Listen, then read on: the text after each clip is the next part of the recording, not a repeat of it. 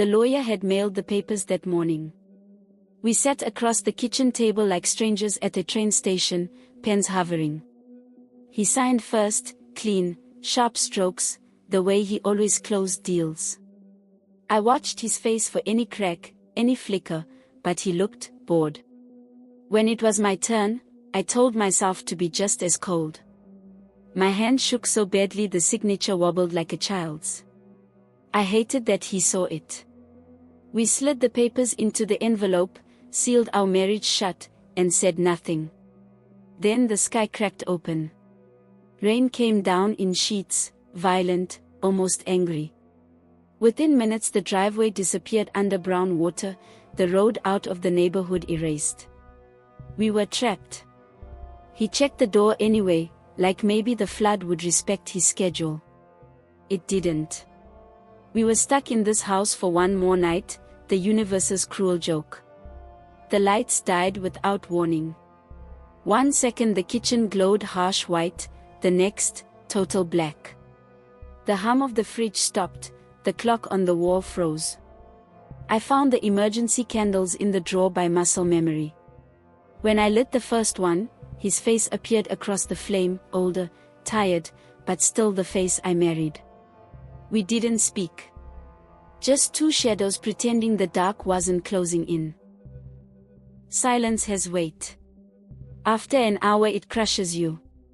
I went to the living room to escape him, he followed 5 minutes later to escape me. We kept orbiting the same rooms like planets that forgot how to leave each other's gravity. Every corner of this house held a ghost. I kicked the corner of the coffee table, the one we painted together on our third date, and the pain shot up my leg. He snorted from the hallway. Still clumsy. It wasn't kind, but it was the first thing he'd said in hours that sounded human. The memories wouldn't stay buried. He reached for a glass in the cabinet and his sleeve caught the little ceramic dolphin we bought in Crete on our honeymoon. It rocked, almost fell.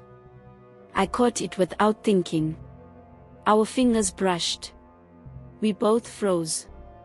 The dolphin stared at us with its stupid painted smile, and suddenly we were 27 again, sunburned and drunk on Retsina, promising each other forever on a moonlit dock. Forever lasted 8 years. He broke first. You stopped looking at me, Sarah. Months before you asked for this. His voice was raw. I laughed, bitter.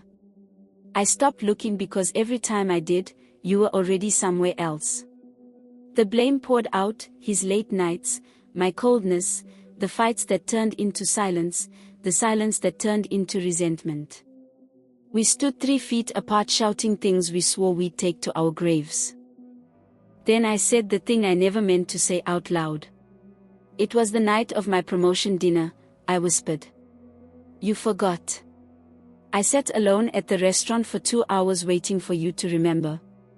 That's when I knew you'd stopped loving me. My voice cracked on the last word. Tears came fast and ugly. He looked like I'd punched him. He answered quieter, deadly quiet. I was at the hospital with my dad that night. He asked me not to tell you because you were stressed about the presentation. I sat in that hallway for 6 hours thinking I was protecting you. You never even asked where I'd been. The candle between us flickered like it was ashamed. We stood there bleeding in the dark. Then, God knows why, he tried to light another candle and burned his thumb. Shit. The curse was so perfectly him, the old him, that a laugh slipped out of me before I could stop it. He looked up, startled, then laughed too. A real laugh, rusty and surprised. For 10 seconds the last 5 years vanished. Looking for blankets, we went upstairs together, first time in months. In the hallway closet, behind the spare towels, his hand hit cardboard. He pulled out a shoebox neither of us had touched since we moved in. Inside, Polaroids, ticket stubs, and hundreds of those little notes we used to leave each other. Made your favorite pasta, come home hungry. You snore like a bear but I love you. Marry me again tomorrow. We sat on the floor and read them by candlelight, passing each scrap like it burned. His voice was barely above a whisper. I was terrified, Sarah. Every day I woke up thinking today's the day you realize you deserve better than me.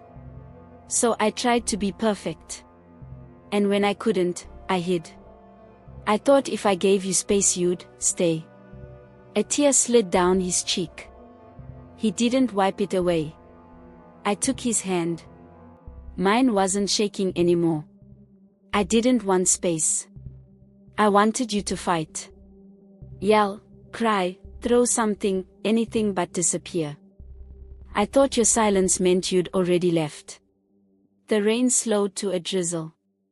Dawn crept through the windows, gray and gentle. We walked downstairs still holding hands, the unsigned envelope waiting on the table like a loaded gun. The papers inside were the only thing dry in the entire house. He looked at me. I looked at him. No one moved to open it. Outside, the flood was receding. The road would be clear soon. We had maybe 10 minutes to decide if we were going to spend the rest of our lives regretting this night, or becoming the people those love notes believed we could be. But frankly speaking, I still love him, and deep down I wish we could just set those papers on fire, but I'm afraid what he is thinking. What would you do? Tear the papers, or walk away? Comment your choice below. And if you've ever had a night that changed everything, tell me about it. I read every single one.